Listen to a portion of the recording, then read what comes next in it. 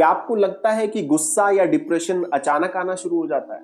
जी नहीं, बर्बादी कभी भी अचानक से नहीं आती दोस्तों। ये तो एक छोटे से बीज के रूप में शुरू होती है जिसे हम इग्नोर कर देते हैं शुरुआत में, और वही बीज आगे चलकर एक बड़ा पेड़ बन जाता है। यानी कि अगर शुरुआत में आप कंट्रोल कर लें तो आगे वो प्रॉब्लम कभी होगी ही। दोस्तों, भगवान श्री कृष्ण गीता जी के दूसरे अध्याय के श्लोक 62 में विनाश की सीढ़ी यानी कि लेडर ऑफ डिस्ट्रक्शन को समझा रहे हैं।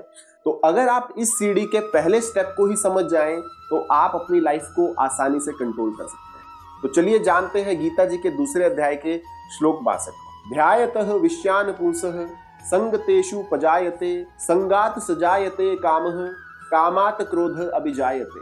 अर्थात भगवान श्री कृष्ण कहते हैं कि एक इंसान का पतन 4 स्टेप्स में होता है: थिंकिंग, अटैचमेंट, डिजायर और एंगर।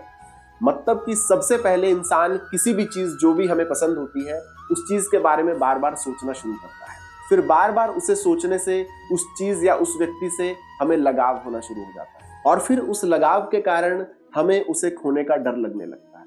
इसलिए हम उसे पाने की या उसे अपना बनाने की इच्छा करना शुरू कर देते हैं। और रियल प्रॉब्लम यहीं से शुरू हो जाती है कि जब वो इच्छा पूरी ना हो या कोई उसमें रुकावट डाले तो जन्म होता है गुस्से का। मतलब कि गुस्से की जड़ कहीं बाहर नहीं है, वो तो इंसान की अधूरी इच्छा के कारण ही जन्म लेता है।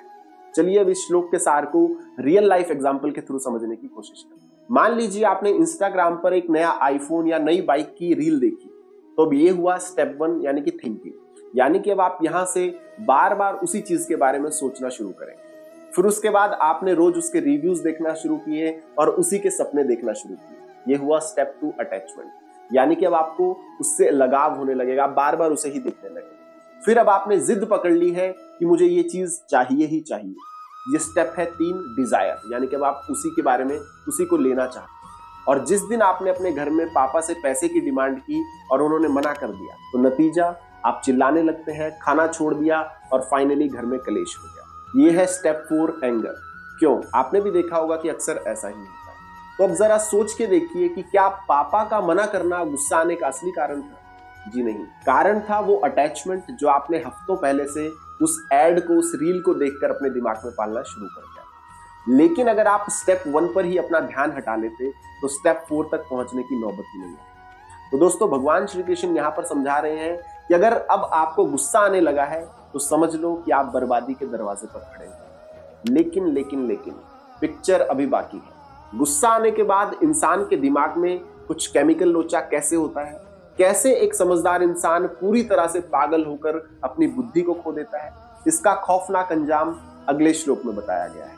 तो उसे जानने के लिए अभी हमारे चैनल ज्ञान के स्वास्थ्य को फॉलो कर लीजिए ताकि अगला श्लोक आपसे मिस ना हो, और कमेंट बॉक्स में जय श्री कृष्णा लिखकर हाजिरी जरूर लगाएं। तो आज की वीडियो में इतना ही। अब जल्द मिलेंगे हमारी अगली वीडियो में गीता जी के दूसरे अध्याय के श्लोक 63 के साथ। तब तक के लिए जय श्री कृष्ण।